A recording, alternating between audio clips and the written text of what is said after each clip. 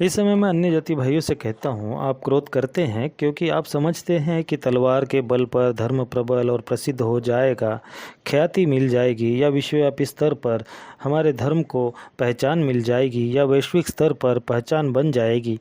ऐसा समझकर यदि कोई यह समझता होगा कि ऐसा करने से वह मसीहत को ख़त्म कर देगा या ईसाइयत को समाप्त कर देगा और उसका धर्म या उसकी धर्म पुस्तिका विश्वव्यापी स्तर पर पहचानी जाएगी, तो ऐसा कभी भी कदापि संभव नहीं है, क्योंकि धर्म तलवार से नहीं, धर्म अपने ज्ञान से जाना जाता है। कोई कितनी भी ऊंची छलांग लगा ले, परंतु उसे अपने इतिहास, अपने धर्म को स्थापित करने के लिए या पुख्ता साबित करने के लिए हमेशा एडी और बीसी का परिमाण का प्रयोग करना ही होगा, या वर्ष, सन, आदि, साल, काल, इसके लिए एडी और बीसी का प्रयोग करना ही होगा। यीशु के स्वर्गारोहण के बाद क्या लगता है, सभी संसार के देशों ने यीशु मसीह के सुसमाचार का स्वागत किया।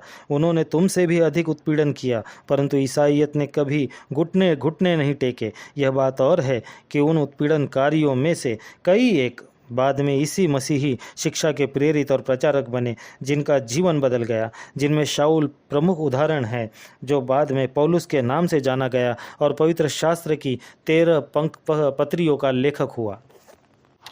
यदि शाऊल ने कलीसिया को सताया, अर्थात चर्चेस को, यही शाऊल आगे चलकर प्रभु यीशु मसीह का साक्षात्कार प्राप्त करने के बाद जब परमेश्वर की सेवा के लिए समर्पित हुआ, यह वही था जो राजाओं से सम्मति पत्र पाकर घमंड से फूल कर परमेश्वर की कलीसिया, जहाँ भी कलीसिया शब्द का आए, कृपया समझ लीजिए कि मैं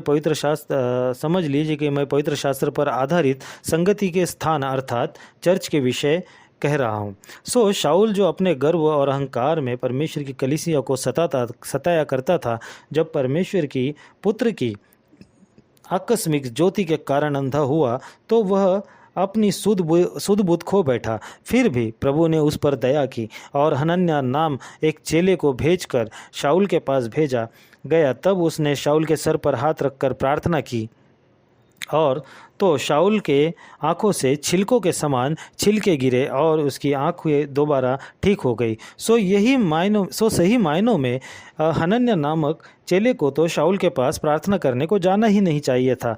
वह तो परमेश्वर की प्रजा का सताने वाला था। उसे तो कहना चाहिए था कि शाऊल मरता है तो मरे अपनी बला से, मुझे उससे क्या। परंतु पवित्र शास्त्र हमें यह नहीं सिखाती। पवित्र शास्त्र हमें शत्रु पर भी दया करना और शत्रु से भी प्रेम करना सिखाती है। यदि वो किसी रीति से भी हमारा शत्रु है, तो भी हमें पवित्र शास्त्र सिखाता है कि तुम अपने शत्रुओं से प्रेम करो।